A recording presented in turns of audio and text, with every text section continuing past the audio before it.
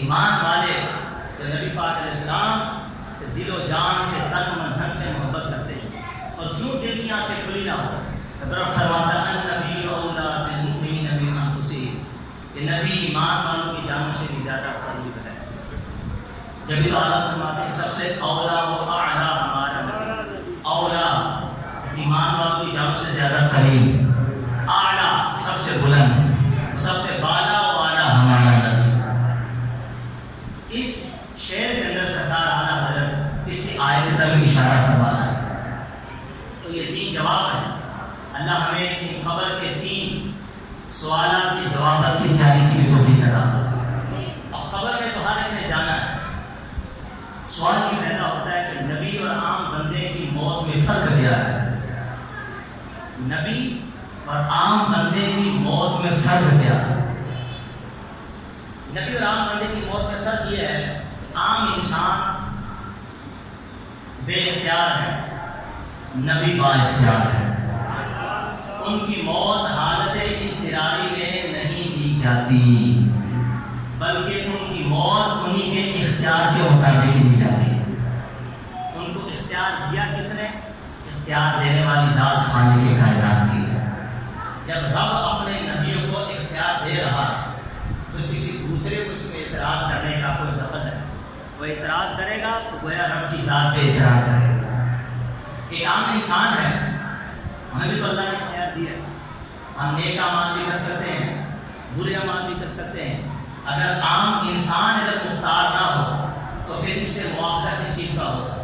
پھر اس سے پوچھ کس چیز کی ہوگی؟ پتہ چلا کہ عام انسان مختار ہے، لیکن نبی با اختیار ہے، نبی مختار ہے۔ جب اس کی موت، اس کو موت بھی دی جاتی ہے، جب نبی کی روح کو قبض کیا جاتا ہے تو حالت اضطراری میں نہیں بلکہ حالت اختیاری میں وہ قبض کی جاتی ہے۔ آئیے اس کو سمجھیں، اس مسئلے حضور علیہ السلام نے حدیث میں ارشاد فرمایا، اللہ کا ایک بندہ ہے کہ جس کو اللہ نے اختیار دیا ہے کہ وہ چاہے تو دنیا میں رہے، دنیا کو اختیار کر لے، اور چاہے تو اپنے رب کے پاس چلا جائے۔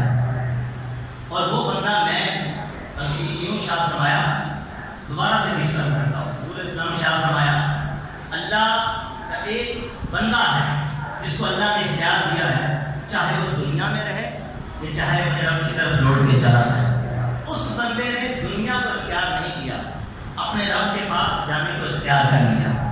اب یہ حدیث حضور نے جب ذکر فرمائی، حضرت ابوبکر صدیق رضی اللہ تعالیٰ عنہ وہاں ہونا شروع ہو گئے۔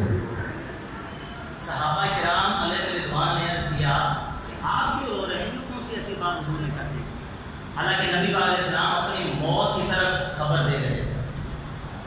حضرت ابوبکر صدیق وہ ہیں، مطالعہ اور مصنفات کے اندر علامہ فاسی رحمۃ اللہ تعالیٰ نے لکھتے ہیں کہ حضور نے فرمایا تھا لم یعلم حقیقتی غیر ربی، اے ابوبکر میری حقیقت میرے رب کے سوا کوئی نہیں جان سکتا، میری حقیقت میرا رب جانتا ہے۔ اور وہ نہیں جان سکے کہ نبی پاک علیہ السلام نے ان کی موت کی طرف اشارہ کیا۔ اختیار کی بات کی نبی پاک علیہ السلام نے، اس سے پتہ چلا کہ نبیوں کو اختیار ملتا ہے۔ بولی نبی کو کیا ملتا ہے؟ اختیار ملتا ہے۔ اب اس پہ کیا ہے دلیل؟ مشکات شریف کی حدیث پاک ہے، حضرت موسیٰ علیہ السلام کے پاس ملک الموت علیہ السلام تشریف لائے روح قبض کرنے کے لیے۔ موسیٰ علیہ السلام نے ان کے چہرے پہ زور سے تماچا مارا، ان کی آنکھ کو نکال دیا، آنکھ لے کر رب کی بارگاہ میں چلے گئے۔ بخاری شریف پڑھتا ہوں، بجا کے اللہ سے عرض کی کہ اللہ تو نے اپنے ایک ایسے بندے کے پاس بھیج دیا جو تیرے پاس آنا ہی نہیں چاہتا۔ اب اللہ تعالیٰ کا انداز بیان، وہ الفاظ سنیے، ارشاد فرمایا میرے پیارے اور میرے کلیم اور میرے بندے کو کہیے کہ آپ کسی بیل کی پشت پہ ہاتھ رکھیں، آپ کے ہاتھ کے نیچے جتنے بال آئیں گے ایک ایک بال کے مطابق ایک ایک سال عمر میں اضافہ کر دیا جائے گا۔ ملک الموت علیہ السلام پلٹے، موسیٰ علیہ السلام کو آ کے رب کا پیغام دیا۔ موسیٰ علیہ السلام نے فرمایا تجھے کس نے کہا کہ میں مرنا نہیں چاہتا؟ مجھے رب کی بارگاہ میں جانے سے کوئی چیز نہیں روکتی، میں رب کی ملاقات کرنا چاہتا ہوں، میں رب کا دیدار کرنا چاہتا ہوں، کوئی چیز مجھے آڑے نہیں آتی رب کا دیدار کرنے سے، اور نہ میرا یہ کنسپٹ اور عقیدہ ہے کہ میں مرنا نہیں چاہ رہا۔ وجہ یہ ہے کہ تو موت کا فرشتہ بن کے آیا، تو میری روح نکالنے کے لیے آیا۔ بتا تو نے آنے سے پہلے مجھے موسیٰ سے اجازت مانگی تھی کہ نہیں مانگی تھی؟ تو جو بلا اجازت کے میرے گھر میں گھس آیا، اس وجہ سے میں نے تیرے منہ پہ زور سے تماچا دیا۔ پتا چلا نبیوں کو اختیار ہے، تو کہو نا سبحان اللہ۔ بہت بڑی بات ہے، ہم چھوٹی بات نہیں۔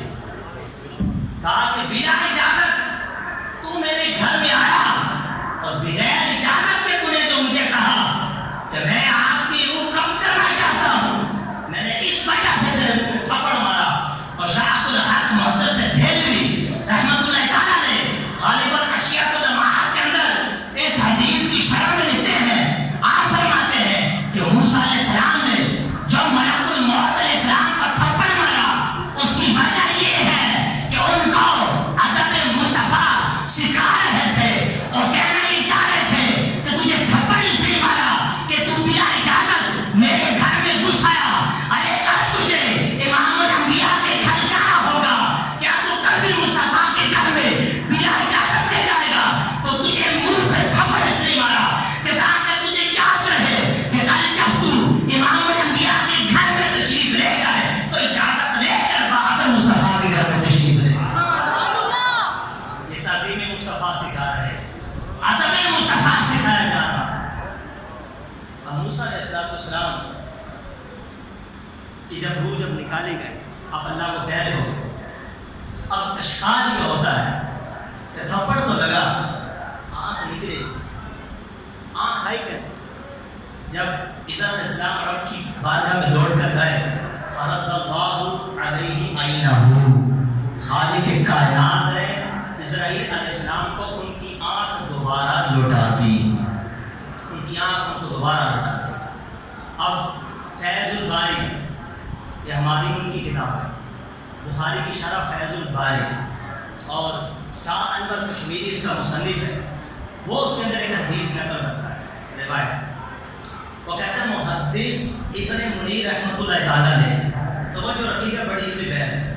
محدث ابن منیر رحمۃ اللہ تعالیٰ لکھتے ہیں کہ موسیٰ علیہ السلام نے جب تھپڑ مارا خضر علیہ السلام کے چہرے پہ، تو خالی آنکھ ہی کیوں نکلی؟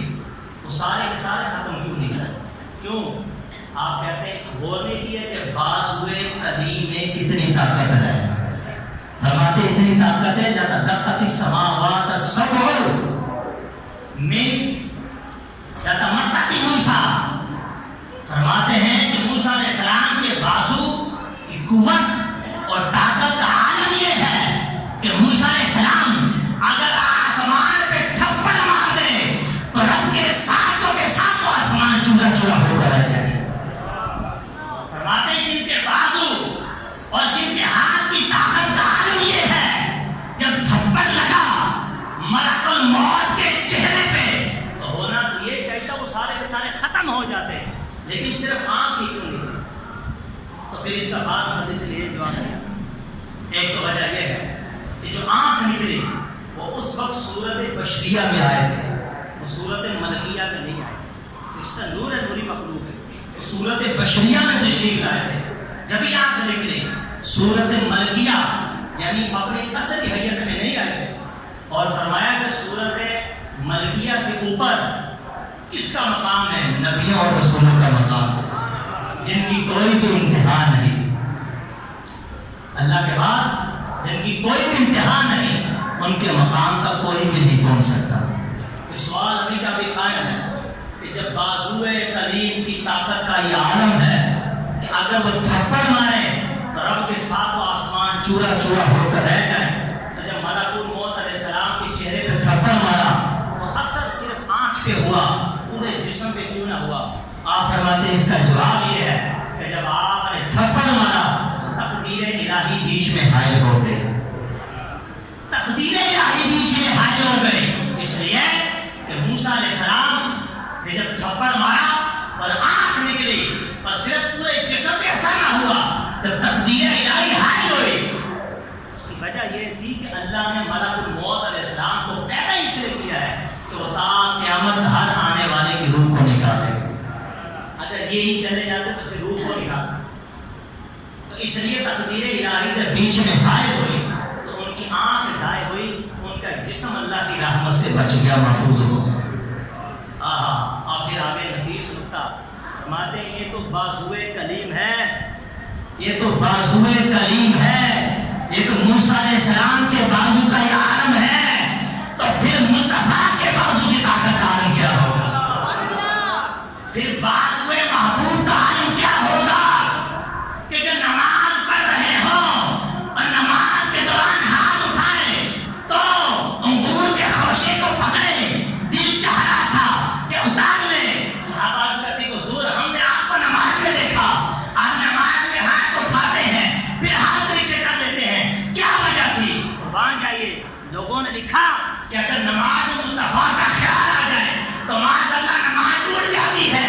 ارے سب سے بڑھ کر ایمان والے صحابہ تھے جن کو قرآن نے ایمان کا آئیکن قرار دے دیا اور فرمایا اگر مصطفیٰ پہ ایمان لانا ہے تو قرآن زبور انجیل دے کر ایمان نہ لانا، اگر مصطفیٰ پر ایمان لانا ہے تو اس طرح ایمان لانا جس طرح مصطفیٰ کے صحابہ ایمان لے۔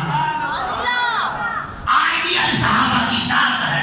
تو صحابہ کرام کی نمازوں کا حال دیکھیے، پر نماز رہے ہیں اور مصطفیٰ کے چہرے کو تک رہے ہیں، نماز نہیں ٹوٹ رہی، نماز خراب نہیں ہو رہی بلکہ نماز کامل و اکمل ہو رہی ہے۔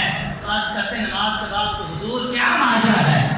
الفاظ سنی حدیث کے، ہم دیکھ رہے تھے نماز میں، ہم دیکھ رہے تھے آپ نے نماز کے دوران ہاتھ کو بلند کیا پھر نیچے کر دیا۔ حضور نے فرمایا کہ میں نماز پڑھ رہا تھا تو اللہ نے مجھے جنت کو دکھا دیا۔ فرمایا میری نظر ایک خوشے پہ پڑی، میرا دل چاہا میں اپنے غلاموں کے لیے ایک خوشہ توڑ دوں، لیکن اس خوف سے نہ توڑا کہ وہ جنت کا خوشہ تھا، اگر توڑتا تم قیامت تک کھاتے رہتے تم سے وہی خوشہ ختم نہ ہوتا۔ یہ بازو حبیب کا کمال تھا، یہ بازو حبیب کا کلام کا